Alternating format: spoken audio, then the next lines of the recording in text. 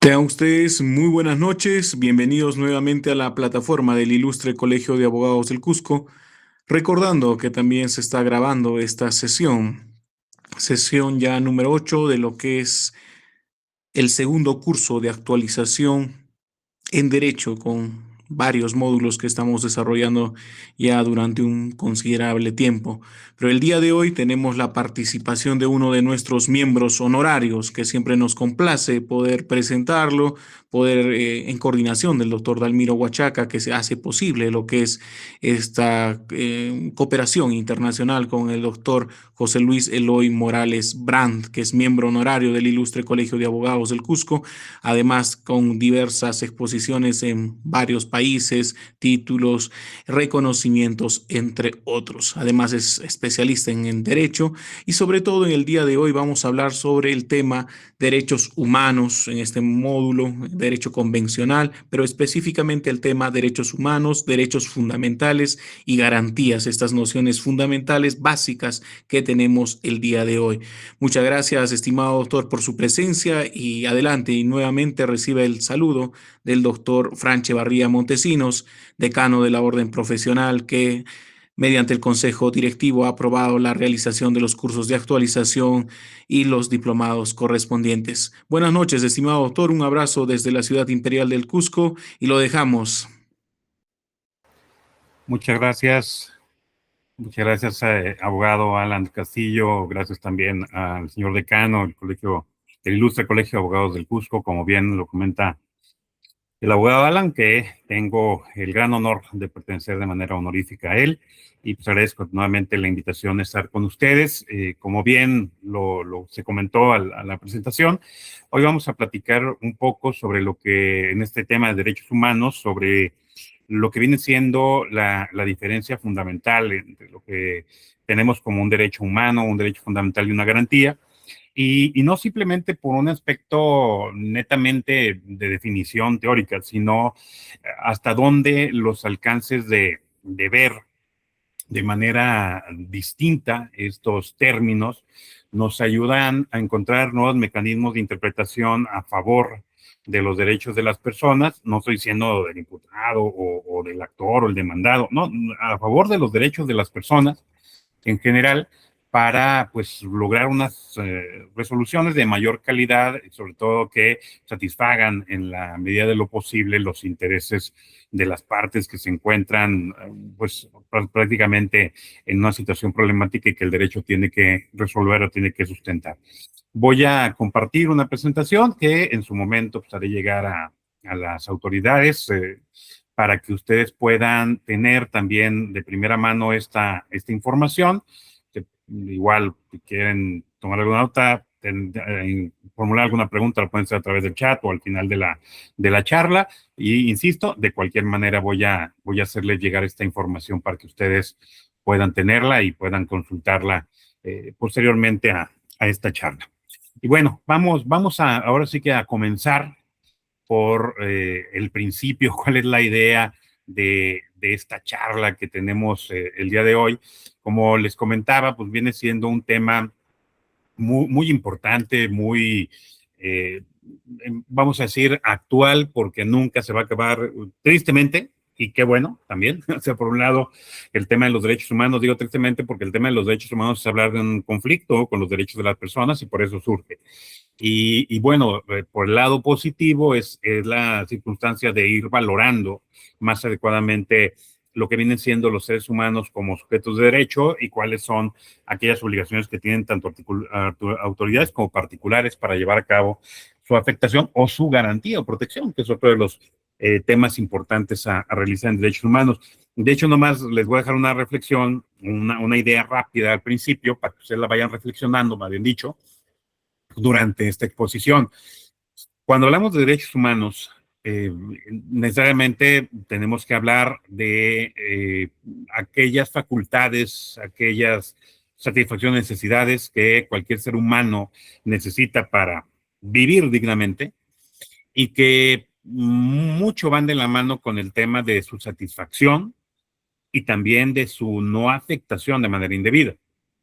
Y en esta perspectiva, entonces, cuando hablamos de afectaciones a derechos humanos, casi siempre se nos viene a la mente, por lo menos es una realidad en América Central, en América Latina, en América obviamente del Sur, que al hablar de protección de derechos humanos viene a nuestra cabeza, a nuestra mente, lo que son autoridades. Y si hacemos incluso un recuento o una idea, y no me refiero a cualquier persona, sino en los círculos de abogadas y abogados como nosotros, o que estamos dentro del ámbito litigio, de la Procuración de Administración de Justicia, del sistema de servicio público, si preguntamos cuál es la creencia que se tiene sobre quiénes afectan más derechos humanos, casi siempre, casi siempre la respuesta mayoritaria es pensar en la autoridad, cuando en la realidad quienes más afectan derechos humanos son los particulares. Lo que pasa es que el tratamiento es distinto. Es decir, lo que decíamos, luego tenemos una concepción de derechos humanos de voltear a ver sistemas de autoridad y de seguridad pública principalmente, Procuración, Administración de Justicia, pero perdemos de vista que, por ejemplo, el proceso civil, el proceso familiar, el proceso mercantil, el laboral, etcétera, pues son mecanismos de protección a derechos humanos que trabajan de una manera distinta a los de vigilar a la autoridad simplemente en protección de sus ciudadanos, dentro de la protección de las personas. Por eso, importante, insisto, en ver estos mecanismos de interpretación que nos da la relación que tienen los derechos humanos, los derechos fundamentales y las garantías, y obviamente la convencionalidad, el derecho internacional de los derechos humanos, que influye bastante en estos nuevos mecanismos de interpretación, bueno, o nuevos o distintos, más bien dicho, mecanismos de interpretación a favor de los derechos que vienen o se van integrando desde el modelo del derecho internacional de los derechos humanos. Vamos entonces primero a hablar qué son los derechos humanos, luego hablaremos de los fundamentales y su relación a través del derecho internacional de los derechos humanos para al final llegar a la conclusión, o más bien antes de cerrar en la conclusión, hablar un poco de lo que son las garantías y qué implica una garantía dentro de un modelo de protección de derechos. Los derechos humanos, a la definición que ustedes tengan, al concepto que ustedes tengan, que se les haya venido a la mente desde que escucharon el inicio de esta charla o incluso cuando están y ven esta diplomatura, este curso, a todos esos conceptos que ustedes tienen de derechos humanos, agréguenle, si es que no lo tienen todavía, esto que voy a comentar ahora.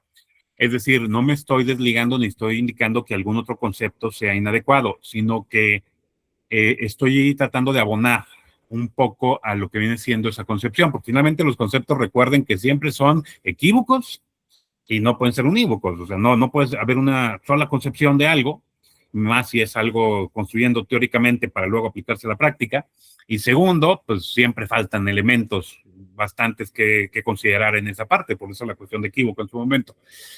Pero algo que es muy importante en la nueva tendencia de lo que vienen siendo derechos humanos es entenderlos como satisfacción de necesidades humanas. Es decir, un derecho humano es una necesidad humana. Y para ser tratado como un derecho humano, implica que esa necesidad humana está reconocida tanto internacionalmente como de manera estatal o de manera nacional, más bien dicho, porque va derivada de la dignidad de la persona, de la dignidad humana. Y bueno, el concepto de dignidad, que ya sabemos que es un principio valorativo, que prácticamente nos dice cómo debe tratarse un ser humano por el solo hecho de ser un ser humano, como tal. Pero aquí lo importante es el reconocimiento de que el ser humano, para ser humano, tiene necesidades como ser humano y que esas necesidades son sus derechos humanos. O sea, la necesidad no solamente va desde el hecho de tener, por ejemplo, la libertad de movimiento y que haya un debido proceso en caso de que se le quiera afectar. Está el hecho de tener adecuadas vías de comunicación, alimentación, educación, salud, simplemente paz y tranquilidad, privacidad para que pueda ejercer su vida en ciertos momentos como él quiere, sin afectar a los demás, etcétera, etcétera, ¿no?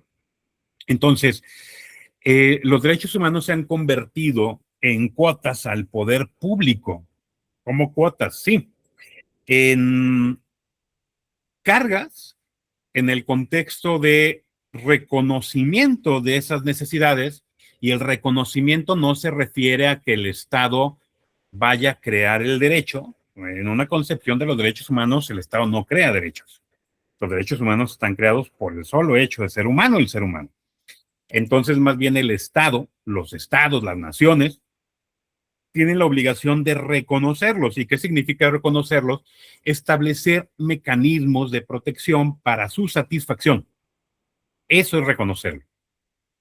No decir, no, es que conmigo, en mi estado, en México, en mi estado, en Perú, en mi estado, Honduras, no tienes este derecho. No. Tenemos este derecho. Que tú no quieras reconocerlo o que lo reconozcas en una forma limitada o no des todos los mecanismos para protegerlo es otra cosa. Y es ahí donde vendrán entonces las herramientas jurídicas para forzar y garantizar esa protección como tal. Entonces, eso es un derecho humano.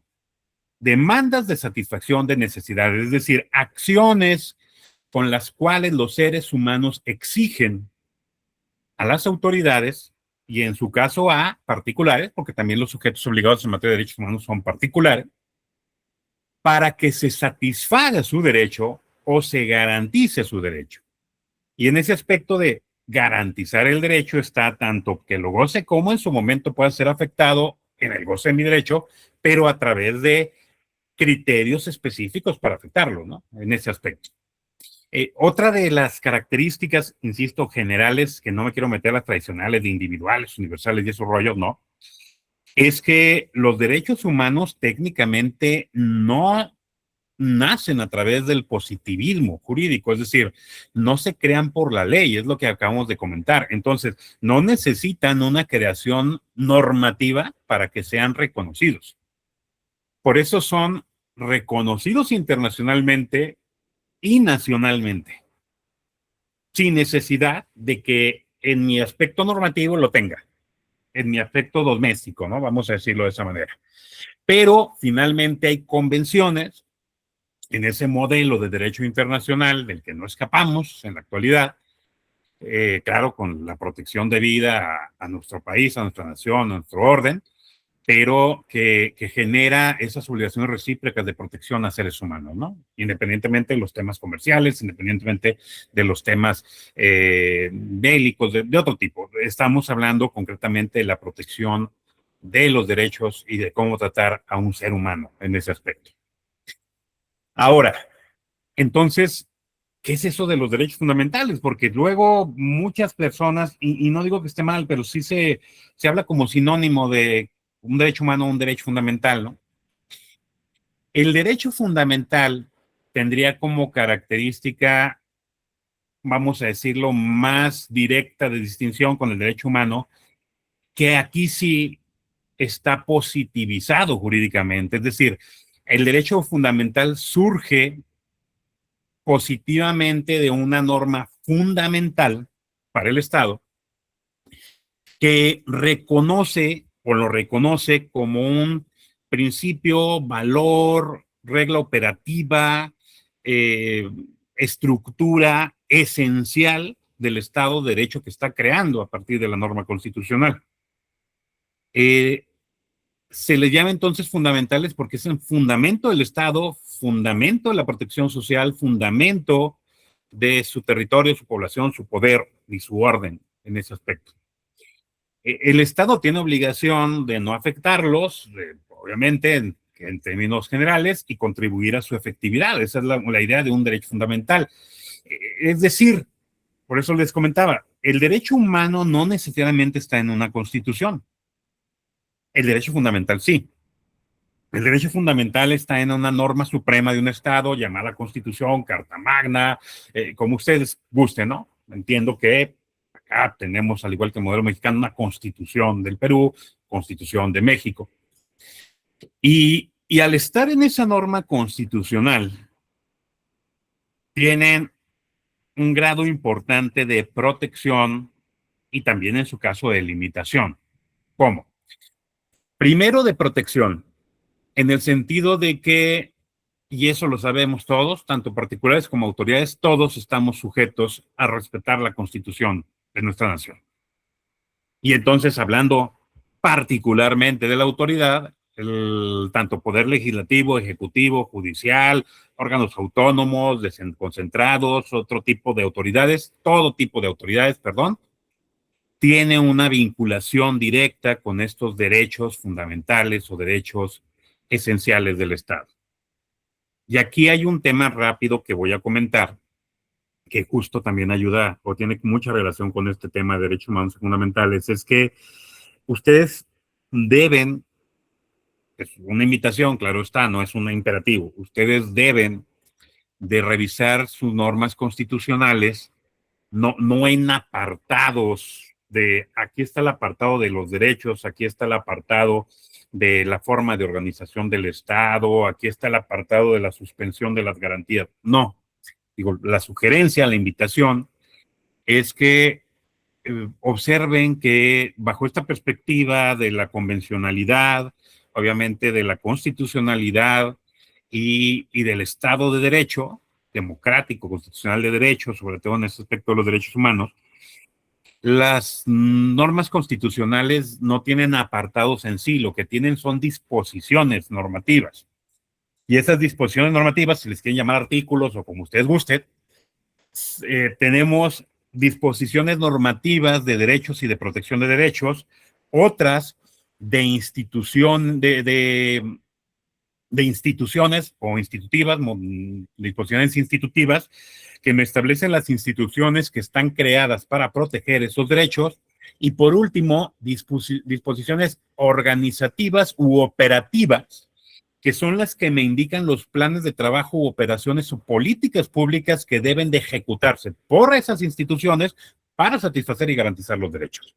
Y entonces se van a dar cuenta que en toda la norma constitucional vamos a tener derechos fundamentales y en toda la norma constitucional vamos a tener garantías y en todas las normas constitucionales vamos a tener criterios operativos e instituciones para satisfacer esto. Y eso amplía el catálogo, como no tienen idea. ¿Por qué amplía el catálogo? Por ejemplo, voy a hacer ejemplos de este tipo de limitantes que tenemos o que tuvimos en el caso mexicano. Todo lo bueno que hables del Estado peruano, todo lo malo que hable del Estado mexicano. De esa parte yo me la aviento. Mucho tiempo y todavía algunos están pensando que México tiene una parte, le llaman parte orgánica en su constitución y una parte dogmática y una parte orgánica.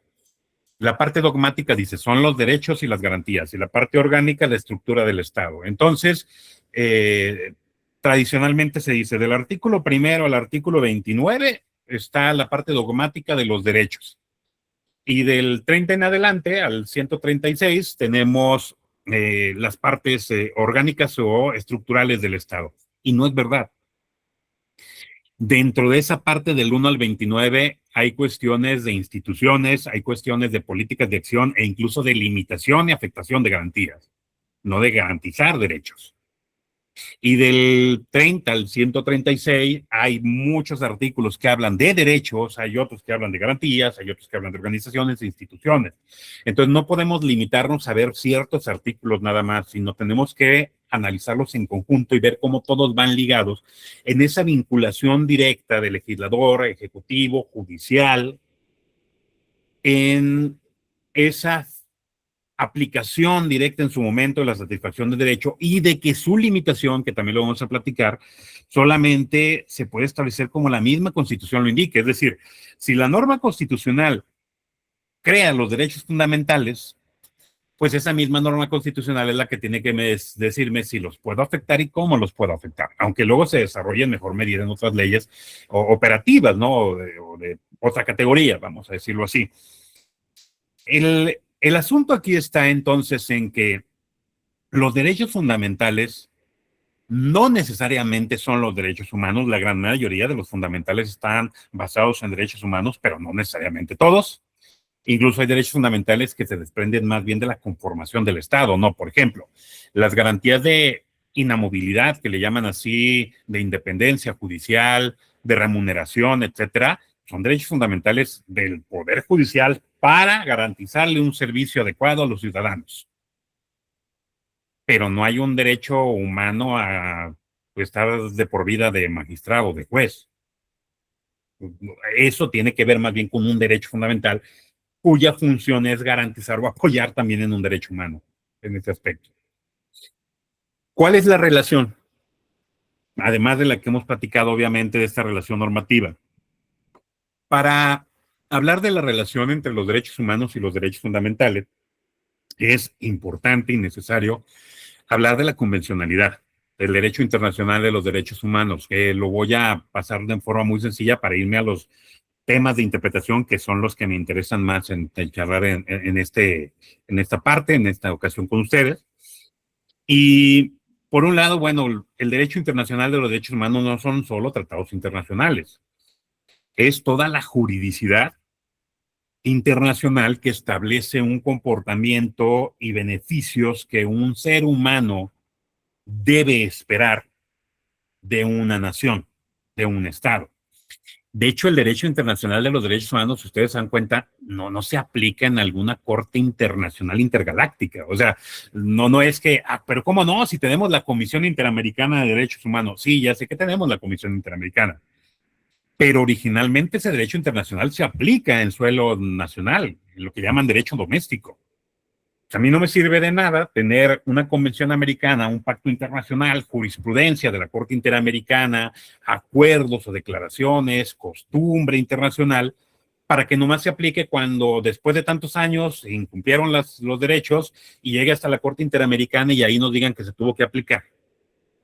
Porque no dice la Corte Interamericana, sí, esto es reservado a mí, yo lo tengo que aplicar aquí. No, tú lo violaste y no lo aplicaste. Y esa es la idea del derecho internacional. Por eso es, en materia de derechos humanos, un comportamiento, beneficios, derechos que una persona tiene, pero que debe de esperarlo en el suelo doméstico, ahí en las calles de Cusco, en las calles de Lima, en las calles de México. Eso es lo que necesitamos. Ese es el derecho internacional.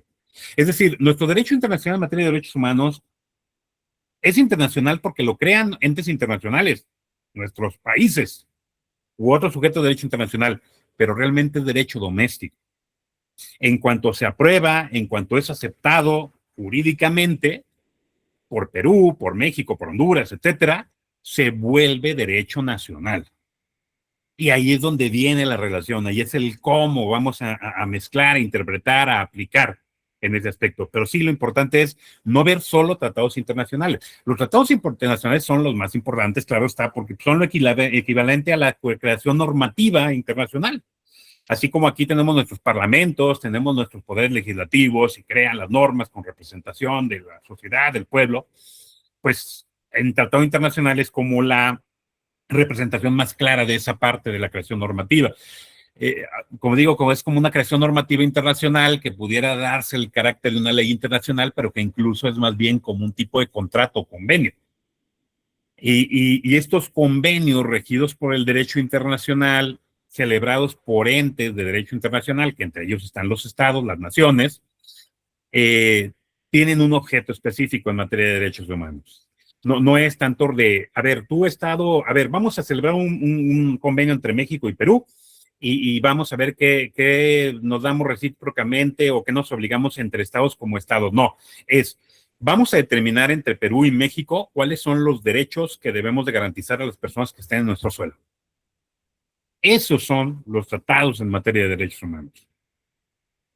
¿Cuáles son los beneficios? ¿Cuáles son los derechos? ¿Cuáles son los mecanismos de protección, las garantías que tenemos, que estamos de acuerdo nosotras dos naciones, 3, 4, 5, según sean los números que generan ese pacto, para que las personas, ciudadanos, personas que están en nuestro suelo, en Perú, en nuestro suelo, en México, etcétera, deben de satisfacerse, deben de garantizarse y cumplirse esas personas. Por eso es un respeto mundial y local. O sea, los órganos internacionales estamos de acuerdo en respetar eso, pero la primera forma de respetarlo es en mi casa, en mi suelo, en mi tierra. Ahí es donde voy a aplicar, en mis asuntos, en mis procesos, en mi reparto, etcétera. Ahí es donde voy a aplicar esos derechos. Hay dentro de, y creo que es importante también comentarlo, sobre todo por este tema, insisto, de la convencionalidad, dentro del mismo derecho internacional, tenemos pues la Convención de Viena sobre el derecho de los tratados. Esa Convención de Viena permite establece varias disposiciones generales para aplicar en los tratados internacionales que se celebren por estados, pero también permite las reservas. ¿Qué es eso de las reservas? Es como en un contrato. Si en un contrato, en un convenio entre dos personas establecemos cláusulas de cómo se va a entender algo o a qué nos sometemos o qué no se va a aplicar o si una de las partes dice, no, yo no quiero aplicar determinada disposición, etcétera. Esas cláusulas en materia internacional se le llama reservas.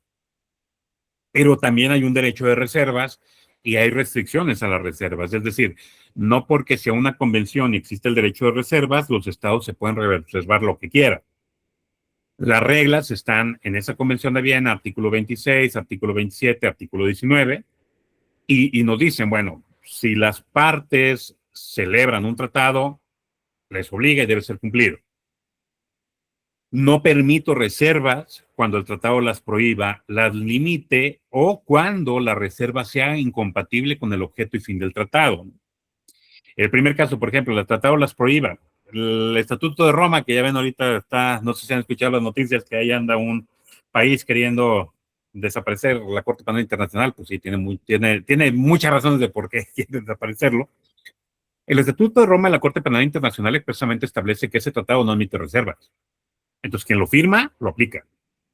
Se somete a la jurisdicción de la Corte y se aplica. No decir, no, pero es que yo en mi país, si no te metas, ¿no? En ese aspecto.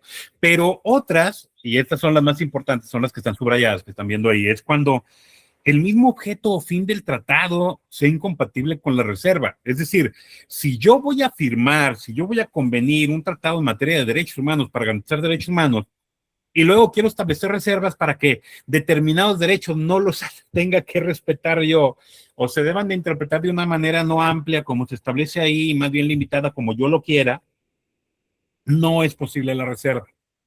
Y en el 27 todavía con más fuerza, y más fuerza, insisto, porque luego es donde vienen los choques nacionales o internos en lo nacional, que es que ninguna disposición interna se puede someter como justificación para dejar de cumplir un tratado. Es decir, yo no puedo alegar mi derecho interno, a excepción de la competencia para celebrar el tratado, eso sí. Pero fuera de eso, yo no puedo alegar mi derecho interno para decir no voy a cumplir un tratado.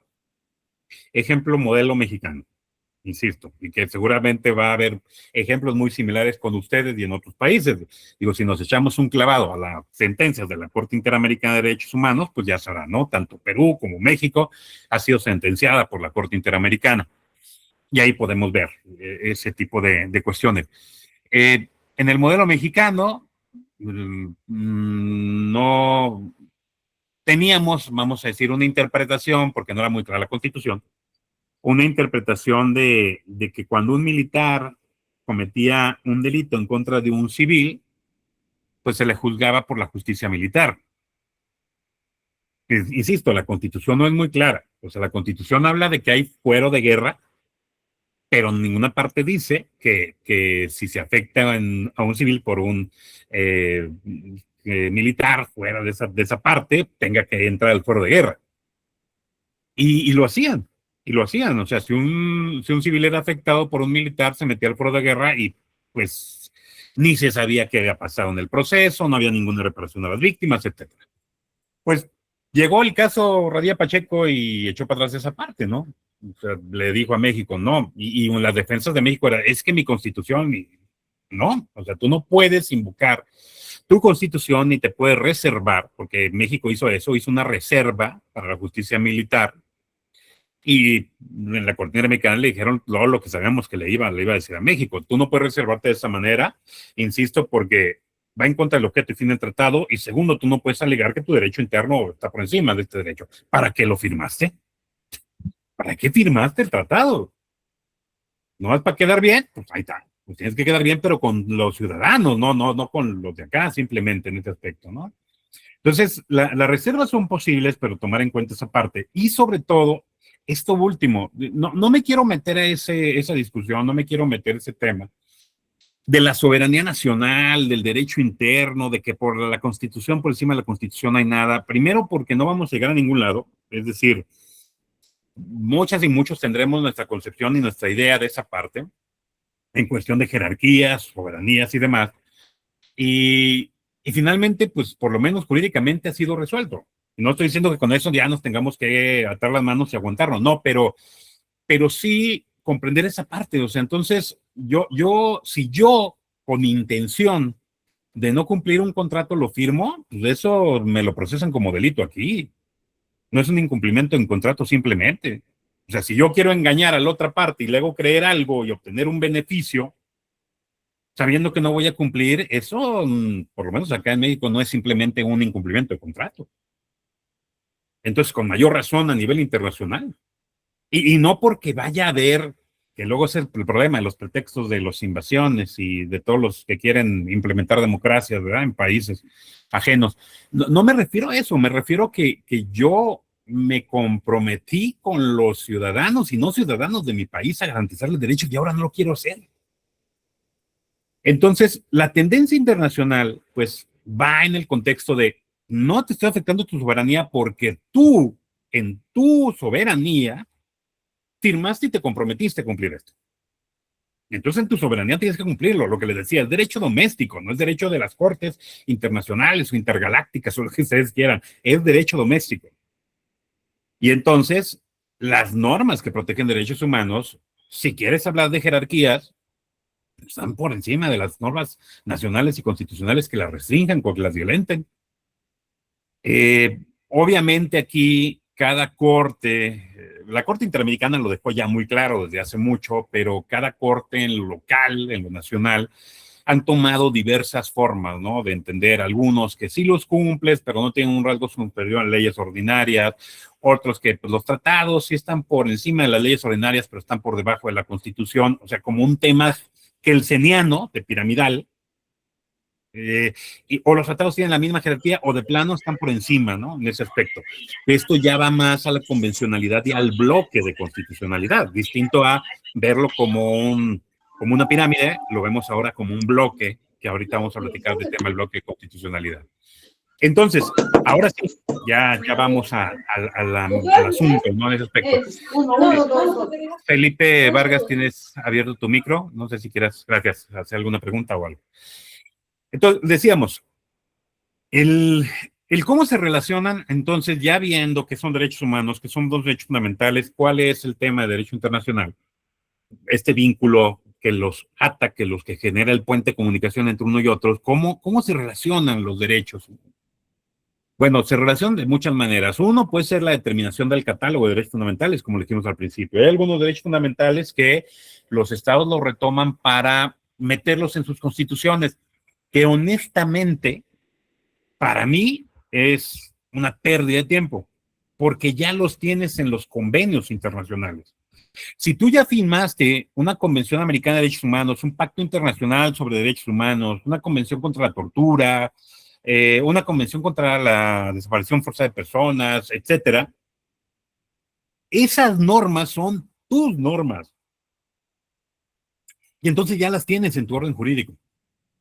Pero esto se hace mucho para todos aquellos países en donde todavía se le da un culto tremendo a la Constitución, es lo más importante y por encima de ella nada, por debajo nada. Y entonces si no está en la Constitución, llora. Prácticamente que si no te registraste en el registro de Estado, no existes como persona, aunque te esté viendo aquí pidiéndome derecho y justicia. Así, a ese nivel. Y por eso se hacen las modificaciones constitucionales, ¿no? México se hizo una reforma muy fuerte en materia de derechos humanos a la Constitución en el 2008, entre el 2008 con sistema penal y 2010 con el sistema en general de derechos humanos, que prácticamente fue poner en la Constitución lo que ya teníamos en los tratados internacionales. Pero bueno, es una de las formas en que se influye. Y sobre todo para aquellos que todavía están casados, insisto, con la idea de la Constitución, bueno, te lo pongo en la Constitución para que luego no digas que no. Ahora sí ya no tienes pretexto, por lo menos de decir que no está en la Constitución para aplicarlo y hacerlo valer, ¿no? En ese aspecto. En la interpretación también, creo que ese es el punto más importante, la interpretación de los derechos fundamentales. ¿En qué sentido? Primero, pues la interpretación de la protección en el contexto de la progresividad. En derechos humanos hay un principio que es la progresividad, que significa todo derecho ganado sigue o debe seguir ganándose, más allá. Entonces, todo lo ganado no se lo puedo quitar a las personas en materia de derecho. Si yo quiero hacer una reforma, si yo quiero hacer una interpretación, si yo quiero hacer una aplicación normativa, siempre tiene que ser progresivo, es decir, garantizando la evolución y satisfacción del derecho, no regresivo, que será limitar. Ese es un elemento básico de un derecho humano. O sea, si yo ya gané mi derecho a votar, pues ni modo que me lo quites. Pues sí, pues ya llega uno que no le interesa que voten por otros nomás que por él, y pues entonces si quiero quitarle el derecho a votar, no puedes. O sea, jurídicamente en este aspecto hay una progresividad en materia del derecho. Al contrario, amplía la forma de voto, las mejorías al derecho al voto, de la participación política más allá del simple voto, pero no me lo quites. El bloque de constitucionalidad que les comentaba hace rato, que es la imagen que están viendo ahí. A mí me gustaría más que hubiera sido un círculo, ¿no? Pero la teoría lo manejó y la interpretación que han dado los tribunales es de bloque de constitucionalidad. ¿Y qué es el bloque de constitucionalidad? Justo lo contrario a la pirámide kelseniana. En el bloque de constitucionalidad todas las normas están dentro de un bloque. Entonces no están unas arriba ni abajo, están en la misma densidad del bloque. Y significa entonces que todas aquellas normas o disposiciones que establezcan derechos humanos tienen el mismo nivel, porque el nivel es el derecho humano, no la norma, el derecho. Por eso les decía, no vean como artículos tal de esto, no, vean disposiciones normativas o derechos, programáticas, institutivas. Y no solamente lo vean en la Constitución, véanlo en general. Por eso dice aquí, el bloque de constitucional hace una apertura de catálogo de los derechos fundamentales. No solamente son fundamentales los que están en la norma que yo le llamo Constitución en Perú o en México, también los que están en las convenciones internacionales, también los que están en otras leyes generadas a partir de nuestra Constitución y que a lo mejor hasta establecen nuevas formas o mayores formas de satisfacer un derecho. Porque esto es un elemento básico. Decíamos hace un momento que los derechos fundamentales tienen el máximo nivel de protección en la Constitución y por lo mismo ahí mismo se establecen las formas de limitación. Y eso genera un principio general del derecho que nos dice, o sea, los derechos solo pueden restringirse como la Constitución lo establezca, pero a contrario, siempre pueden ampliarse más allá. O sea, si la Constitución dice que un derecho es 1 y 2, pero una ley ordinaria dice que el derecho es 1 y 2 y 3, es válido. No es ir en contra de la Constitución, no está violentando la Constitución, está ampliando un derecho. Y esa es la progresividad con ese bloque de constitucionalidad. Y esa norma se vuelve fundamental también. Ese derecho que se establece ahí se vuelve un derecho fundamental también y debe de garantizarse. Entonces, por lo menos esto también nos habla de que ya no tenemos una sola constitución, sino que todos nuestros tratados internacionales en materia de derechos humanos y normas que garanticen, amplíen, satisfagan en mejor medida nuestros derechos humanos, como creándolos en ese aspecto como fundamentales, se vuelven también normas fundamentales, también vuelven también normas constitucionales. Y ese es el control de convencionalidad. Cuando puedo aplicar directamente, decíamos, la garantía de aplicación directa, directamente esos derechos del derecho internacional de los derechos humanos. Cuando los hago valer, los satisfago directamente y también lo hago con otro tipo de normas, ¿no? Y bueno, estos son dos casos que uno de lo conocen, el caso Casullo Petrucci contra Perú y el caso Bulacio contra Argentina, y también está el caso de la última tentación de Cristo, de Olmedo Bustos contra Chile, y hay bastantes que se pueden meter en el modelo mexicano, el Rosendo Padilla, que acabo de comentar, y el campo algodonero, y muchos tantos, que ustedes pueden analizar y darse cuenta de esta dinámica de interpretación y de ampliación de la protección de los derechos. La interpretación conforme, que la interpretación conforme es esa parte del control difuso de constitucionalidad, y que ha costado trabajo soltarse en algunas naciones, que es, pues ya no requiero solamente un tribunal constitucional para hablar de aplicación de derechos fundamentales y garantías.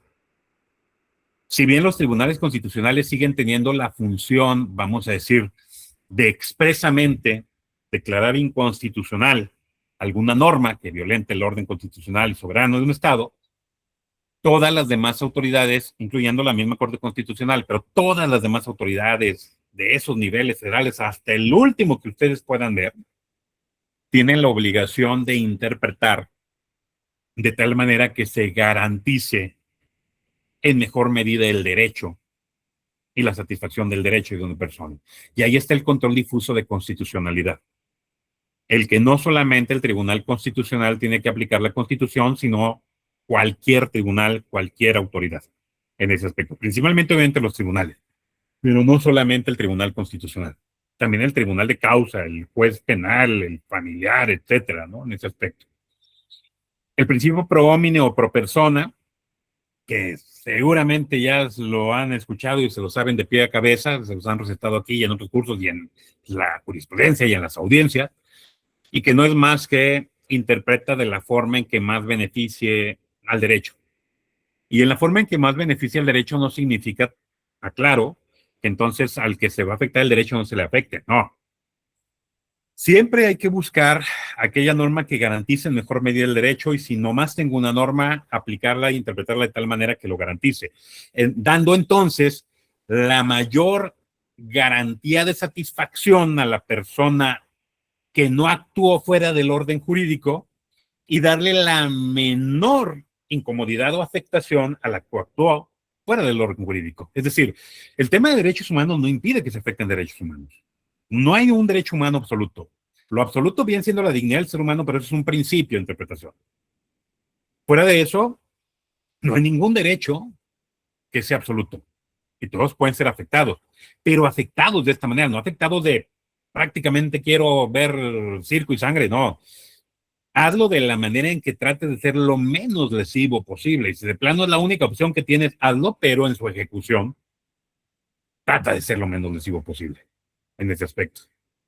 Y lo que les comentaba, incluso los temas del hard law y el soft law en materia de derecho internacional de derechos humanos, que es no solamente volteemos a ver tratados, todo el conjunto de principios, acuerdos,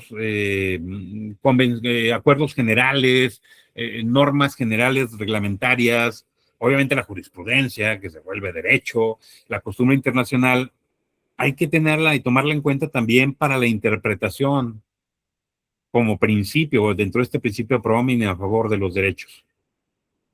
No tendrá como la obligatoriedad 100% de un tratado que dice hazlo, pero si lo hacemos a través del principio pro homine, podemos tomarlo como un criterio orientador para la aplicación de derechos, ¿no? Por ejemplo, en materia penal tenemos un conjunto de principios para la administración de justicia penal, que son las reglas de Mallorca.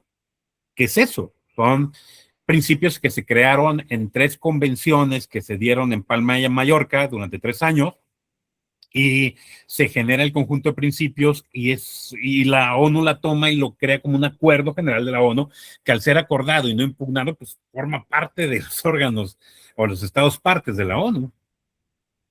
Y establece una serie de formas de llevar el proceso penal de una manera tan adecuada en materia de protección de derechos humanos sin que se limite el que puedas afectar al que afecta en ese aspecto, ¿no? O sea, se limita a que es un ser humano, sí, pero no a que no se le pueda afectar. No es un garantismo radical o extremo. Derechos humanos fundamentales y cómo llevar ese camino en ese aspecto. Ya prácticamente vamos en la recta final. Ahorita justo esto tiene que ver con lo que hablamos de las intervenciones y ahí es donde viene el tema de la relación también. Dijimos, derecho humano es una necesidad humana, reconocida a nivel internacional y nacional porque está derivada de la dignidad humana. Pero también vivimos en sociedad, en una sociedad que está creada a partir de una norma fundamental y principios y valores básicos fundamentales de un Estado para sobrevivir como Estado, como particular, individual, como sociedad, donde en consecuencia implican la existencia de limitaciones. Y las limitaciones, como dijimos, se dan en todos los derechos, hasta ahora ningún derecho absoluto, pero hay reglas para intervenir. De hecho, dentro de esta dinámica, en este aspecto, los requisitos para intervenir derechos fundamentales casi siempre están en el primer artículo o en el primer capítulo de las normas constitucionales por lo menos en los que conozco, las hispanas, ¿no? Las latinoamericanas o hispanohablantes. Y, y van concretamente con 3 elementos esenciales para poder satisfacer el nivel de garantía, porque eso también es una garantía. Yo a veces digo, es que cuando la Constitución o nuestra ley te establece un debido proceso que dice que te puede privar de la libertad, pero siempre y cuando haya un debido juicio previamente, normas, derecho a audiencia, contradicción, es decir, ¿cómo eso va a ser una garantía? ¿Cómo es quitarme mi libertad va a ser una garantía? Sí, te garantiza quitártelo de manera válida, no de manera autoritaria. Y ese es el seguimiento de la intervención. Cuando hablamos de afectaciones a derechos de manera autoritaria es lo que catalogamos como violaciones a derechos humanos. Y cuando hablamos de una afectación a un derecho de manera válida o legítima, porque sigue los pasos del orden jurídico para hacerlo, estamos hablando de una intervención de un derecho humano, de un derecho fundamental. Y los mecanismos para la intervención son estos, son 3 filtros que deben de seguirse, que uno tiene que ver, la primera, adecuación o idoneidad, que en términos muy sencillos, a lo que están viendo en la diapositiva es, pues primero, que el legislador constitucional, ya dijimos, es el único que puede restringir los derechos que establecen ahí, haya establecido que se puede restringir. Es decir, que haya una autorización constitucional para hacerlo. Que haya pasado por el filtro de que el legislador estimó necesario afectarlo, pero que existe entonces una expresa norma constitucional que permite afectarlo y que luego exista también una norma ordinaria que me diga el proceso para hacerlo. O sea, dijimos que la garantía de aplicación directa en el bloque de constitucionalidad e interpretación conforme es para satisfacer derechos. Ahí sí puedo bajar directamente el derecho. Para afectar derechos no puedo bajar directamente la afectación. Necesito que esté en la norma constitucional y necesito que también se haya desarrollado en la norma ordinaria. Entonces, si por ejemplo, suponiendo, yo tengo una constitución que todavía me permite una pena de muerte, pero no me regula en qué delitos, ni qué forma, ni cómo establecerlo, no podría un juez en una sentencia decir, bueno, pues aunque el tipo penal no establece la pena de muerte, yo la voy a aplicar porque la Constitución lo dice. No. Digo, además del tema, que es la cuestión de la pena de muerte, ¿no? También ya hay un apartado específico, un protocolo de la Convención Americana de Derechos Humanos sobre eso. Pero me refiero a que no podía bajarlo directamente. O sea, si yo quiero restringir directamente, no puedo. Ahí sí necesito buscar que exista la restricción, claro está, y en su caso, la ley ordinaria que me diga cómo llegar y en qué casos aplicar. Es una nueva forma de entender el principio de que la autoridad solo puede hacer lo que la ley le faculte, porque nos referimos a que si la autoridad quiere afectar un derecho, ahí sí solo puede hacer lo que la ley le faculte. Y si la principal norma, más que ley, constitución, no lo faculta, no puedes afectarlo aunque tú quieras. Pero al contrario, si lo que quiero es satisfacer o garantizar el derecho, ahí sí. Si vieron la diapositiva la anterior diapositiva, decía, ante una ausencia del legislador, ante ausencia de norma ordinaria, la autoridad está obligada a bajar directamente el derecho a satisfacer. Pues aquí estamos hablando de intervención donde ahí sí necesitas la autorización constitucional y en su caso la ordinaria. Segundo, lo que decíamos del pro persona o pro homine. La necesidad o lo indispensable de la afectación. Si lo voy a afectar, tengo que utilizar el mecanismo menos dañoso para el derecho que voy a intervenir. Es decir, es un ejercicio de optar, un ejercicio optativo. Si tengo varias opciones para aplicar a ese derecho, tengo que optar preferentemente por aquel que menos lo afecte. Sí lo va a afectar, pero que menos lo afecte. Obviamente, analizando todas las condiciones del caso que tiene que ver con el último punto, que es la ponderación o proporcionalidad en estricto sentido. En donde si yo puedo observar el derecho de la persona, como dije, aquella que debo satisfacer en mayor medida que no está en contra, no pasó fuera del Estado de Derecho, si lo quieren ver en materia penal, a la víctima, frente al imputado que sí pasó al Estado de Derecho, pero puedo equilibrar, es decir, puedo generar esa afectación menos dañosa para el que voy a intervenir, pero con eso mismo garantizo y protejo al que tengo que proteger, que es la víctima, o el otro, lo hago, si no pondero. Y ponderar significa escoger. O sea, yo elijo cuál es el derecho que tiene mayor valor para protección. Y en ese derecho de valor para protección tengo que argumentar y establecer por qué es la última opción que me queda en afectar ese derecho y proteger el otro. Y no poder equilibrar esa parte, ¿no? Por ejemplo, si yo quiero establecer una prisión preventiva durante un proceso, o si lo quiero dejar en libertad bajo una garantía, caución económica, etcétera. Bueno, entre muchos otros temas tengo que ver los temas de riesgo, los temas de afectación a la víctima, a la sociedad, etcétera, etcétera. Entonces, si yo puedo equilibrar, si veo que no hay un riesgo muy alto, estimo delincuente, bla, bla, bla, bueno, pues a lo mejor puedo optar por no pedir la prisión temporal, ¿no? En ese aspecto. La prisión preventiva provisional, ¿no? Puedo optar por otro tipo de medidas. Pero si de plano los antecedentes, los riesgos, la afectación, los constantes procesos, la afectación y desobediencia de decisiones de la autoridad, de medidas de protección cautelares, etcétera, pues me dice, ¿sabes qué? No, aquí pondero más la vida de la víctima que tu libertad. Y si te dejo fuera, vas a ir con la víctima y va a ir peor con la víctima. Entonces pondero y decido que vale más ella y te afecto tu derecho. Pero para hacerlo necesitamos pasar estos tres filtros. O sea, todo lo que pretenda afectar un derecho humano, un derecho fundamental, en cualquier materia jurídica, en cualquier materia de litigio, en cualquier acto de autoridad, tiene que pasar por estos tres filtros para poderse validar como mecanismo de intervención. No nomás el primero o el último, todos, los tres. Con uno que falte, es como un tipo penal. Con un elemento de un tipo penal que no esté, no hay delito. Con un elemento del test de proporcionalidad de la intervención que falte, no es válida la intervención. Y si no es válida la intervención, estamos hablando de una violación a un derecho humano. Y por último, entonces, ¿qué son las garantías? Las garantías van ligadas con estos temas de la intervención. Las garantías serían los mecanismos concretos para proteger o para restringir debidamente un derecho. Es decir, las garantías son los mecanismos que sirven para satisfacer o verificar la legitimidad de una intervención. Los elementos de una garantía, fíjense eso, una cosa es la necesidad, otra ese valor o necesidad reconocida por el Estado en su constitución, y otra el mecanismo concreto que se tiene para satisfacer esa necesidad humana, para garantizar ese derecho. Ese es el mecanismo concreto, es la garantía.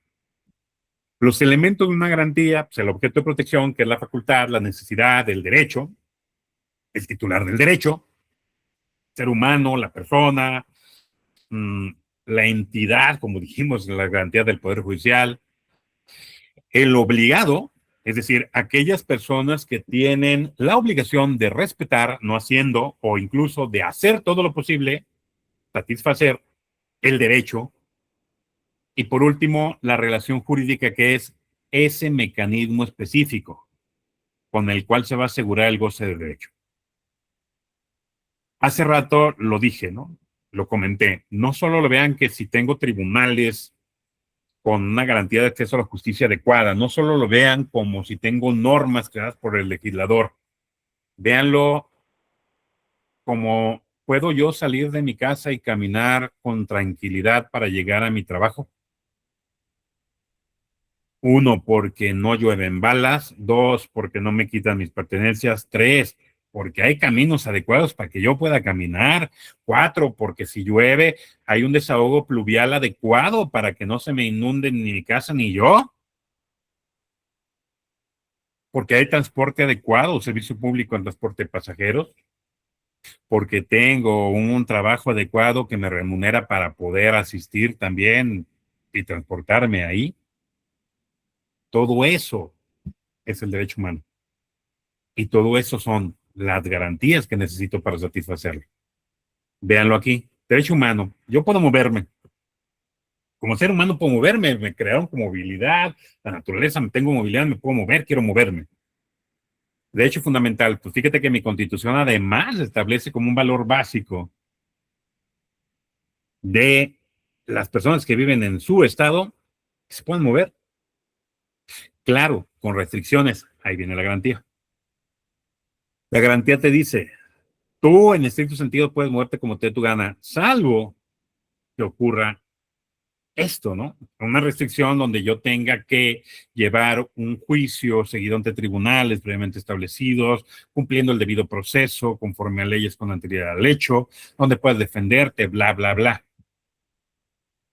O yo tengo una garantía, pues tengo una institución que es el Ministerio de Comunicaciones y Transportes, que debe de garantizarte calles adecuadas o un servicio de transporte de calidad para que puedas moverte libremente. O tengo el Ministerio de Seguridad y Justicia para que haya seguridad pública o, perdón, ciudadana en las calles. Tengo el Ministerio de Trabajo, tengo el Ministerio de Alimentación, tengo la Secretaría, que da todas las condiciones para que llegues a esto. Esas son las garantías. A veces lo vemos nomás en el proceso, que si le leyeron los derechos a que si se dieron vista para que contestara la demanda, que se citó a tiempo, si pude ofrecer medios de prueba, va dentro de, claro está, pero las garantías van más allá, mucho más allá. Las garantías de poder dormir tranquilo en mi casa. Esa es la garantía. Esas son las garantías. Para satisfacer mi necesidad de mi intimidad, de mi privacidad, de mi salud, de mi descanso. Esto es lo que quería que viéramos el día de hoy en esta charla sobre derechos humanos fundamentales y garantías. Recordarles que, pues, la idea de la convencionalidad te habla de un modelo difuso donde todas las autoridades, incluyendo jueces no constitucionales, puedan declarar legitimación o falta de legitimación de intervenciones, pueden establecer las formas de garantizar derechos, pueden ordenar el mecanismo concreto, la autoridad a la cual le corresponde, porque la función o garantía fundamental de los derechos fundamentales y de los derechos humanos, pues es el acceso a la justicia. Si no tengo que llegar al acceso a la justicia, qué bueno, porque la idea es que satisfagan desde acá y no que tenga que llegar a un conflicto, esa es la justicia. Pero justo la función de acceso a la justicia, la función judicial, jurisdiccional, es la garantía de todas las personas frente a conductas autoritarias o arbitrarias del Estado y de otros particulares. Y esto se logra con estos mecanismos de interpretación, e insisto, no solamente viendo lo que ocurre en nuestra Constitución y entre nuestras normas nacionales, creadas obviamente por nuestros legislativos nacionales, a eso me refiero, sino también viendo nuestro derecho internacional en materia de derechos humanos, que finalmente se vuelve norma nacional y doméstica, que también tiene la obligación de aplicarse y garantizarse en ese aspecto. Aquí al final, bueno, esto ya va en la presentación, que insisto, se los voy a mandar, pero por ejemplo, aquí les pongo ciertas garantías y ciertos derechos y los artículos que ustedes pueden encontrar en lo que es Convención Americana. DA es Declaración Americana de Derechos Humanos, como lo están viendo ahí. El CADH, la Convención Americana de Derechos Humanos. PIDCP, el Pacto Internacional de Derechos Civiles y Políticos. DU, la Declaración Universal de Derechos Humanos. Y cómo tenemos acceso a la justicia, prohibición de trato desigual en acceso a la justicia, derecho a proceso en retraso indebido, de afectación a los derechos, a la audiencia al contradictorio, los principios de que condicionan la detención, que son importantes en cualquier modelo, obviamente el penal, pero en cualquier que se pueda afectar a los derechos de libertad, el límite de instancias, el non bis in idem, la prohibición de absolución de instancias, la inviolabilidad de las comunicaciones privadas y la intimidad y privacidad, la del domicilio, las garantías de comprobación o verificación, de defensa o de contradicción, la indemnización por error de autoridad, los derechos específicos de algunas víctimas. Tenemos una declaración, lo que les decía, no es un tratado internacional, pero es una declaración de principios importante de protección fundamental a la víctima del delito y de abuso de poder, las reglas de Mallorca que también les comentaban, etcétera, etcétera, ¿no? Ya para finalizar, cierro con la idea. El tema de los derechos humanos no es un tema de positivismo jurídico, no es un tema de que la ley me tenga que decir qué hacer y si no dice la ley no puedo hacer. El tema de derechos humanos va más allá de la simple aplicación normativa y ayuda entonces a interpretar nuestros discursos positivos normativos legales para garantizar y satisfacer derechos, ¿no? Como les dije, el tema de los derechos humanos es cómo debes de tratar a un ser humano respecto a su dignidad humana. En ese cómo debes de tratar a un ser humano es ayudarle a generar esa satisfacción de necesidades y que pueda entonces seguir evolucionando como ser humano en ese contexto. A lo mejor a nosotros nos toca hacerlo desde nuestra perspectiva, si somos fiscales, si somos abogados litigantes, si somos autoridades judiciales, defensas, etcétera. Pero nos toca también aplicarlo de esa manera cuando estamos ahí, no cuando ya se afectó el derecho o se tuvimos el problema, seguir generando un mayor problema en ese aspecto. Esto es lo que quería yo platicar con ustedes. Les agradezco mucho su atención. Como les dije, esta presentación se la voy a entregar obviamente al Ilustre Colegio de Abogados de Curso para que, pues, si ustedes gustan, la puedan pedir, la puedan compartir. Yo también se los puedo compartir. Ahí están mis redes sociales, mi correo electrónico. Si alguien gusta mandarme un correo para mandarle esta información, alguna otra relacionada, con mucho gusto estoy a sus órdenes. Y también si tienen alguna pregunta o comentario, estoy a su disposición. Muchas gracias a todos y todos. Muchas gracias a usted, estimado doctor José Luis Eloy Morales Brand. Es un gusto, placer escucharlo y mucho más de que por su trayectoria e incluso algunos detalles también que se tiene. Ahí en el comentario le han dejado una pregunta para finalizar también sobre el indigenismo, la igualdad en el Cusco. Se tiene colegios bilingües solo para zonas quechuas y rondas campesinas que administran justicia. Bueno, en el Perú no existe lo que es la justicia comunal, ¿no? ¿Eso es discriminación positiva para alcanzar igualdad o es para crear ciudadanos de primera o segunda categoría? Estimado doctor, esa pregunta le hace Griselda Pumayali antes de finalizar también y hacerle el agradecimiento correspondiente. Muchas gracias, Alan. Una pregunta muy interesante y una respuesta muy difícil en ese aspecto. Aquí en México sí tenemos la justicia, bueno, por lo menos formalmente desde hace varios años tenemos la justicia indígena.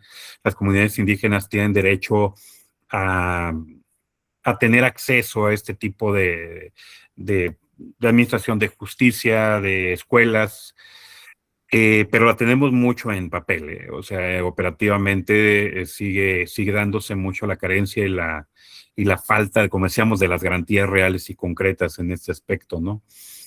La discriminación positiva debe ser un trato desigual al desigual, pero para garantizarle un trato más equitativo y compensarlo, pero no para convertirlo en un genérico de igualdad.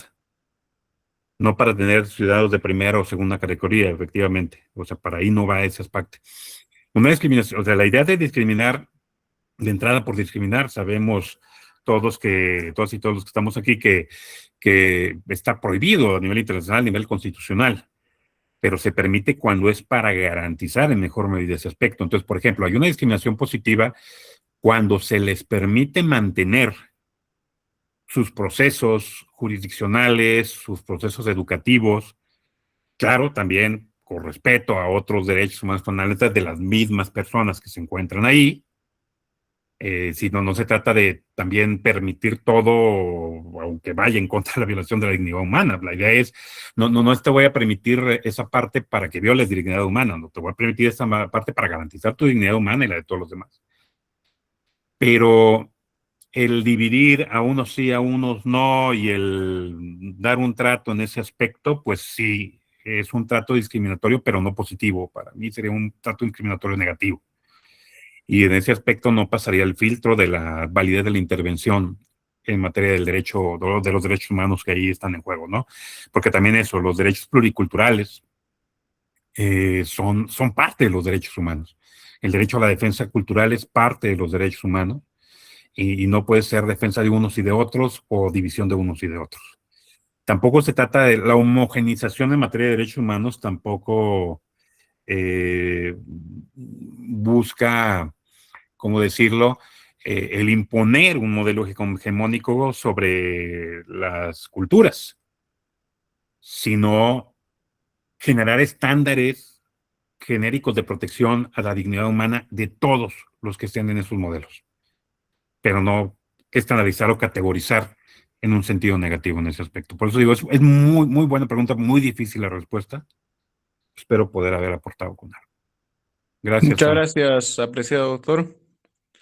Excelente participación y efectivamente ahí existe bastante, incluso en texto, ¿no? Pero en la práctica existe bastante todavía falta de aplicación o de repente algún criterio de interpretación mayor. Ahí hay una tarea bastante ardua para el Perú y para los países latinoamericanos. Estimado doctor, reciba lo que es el saludo y felicitación de lo que el decano de la orden, el doctor Franche Barría Montesinos, que ha emitido la resolución 036-2026, que reconoce y felicita la participación de su miembro honorario, el doctor José Luis Eloy Morales Brand, en la conferencia sobre derechos humanos del segundo curso de actualización en Derecho, organizado por el Ilustre Colegio de Abogados del Cusco en coordinación con el Club, la Federación y diversas instituciones. Estimado doctor, un fuerte abrazo virtual, aunque sea desde la ciudad imperial del Cusco. Esperamos tenerlo pronto en la ciudad imperial. Estamos en coordinaciones y agradecer también al doctor Dalmiro Huachaca que ha hecho la coordinación respectiva. Estimado doctor, un fuerte abrazo y de repente algunas palabras finales. Muchas gracias nuevamente por la invitación, gracias por las palabras también de ustedes, por su atención, su interés, y pues solo me queda básicamente concluir con como lo que decía la última diapositiva, ¿no?, de Paulo Freire, que nuestra lucha es por transformar la realidad y no acomodarnos a ella. Creo que en nosotros y sobre todo en ustedes que están tomando estos cursos, vienen los puntos de partida para transformar la realidad en beneficio de todas y todos. Muchas gracias, Alan, muchas gracias al Ilustre Colegio de Abogados de Cusco por la invitación y gracias, insisto, a todas y a todos ustedes que están aquí tomando este curso. Muchas gracias, muy bonita noche a todos. Un fuerte abrazo, estimado doctor. Un abrazote.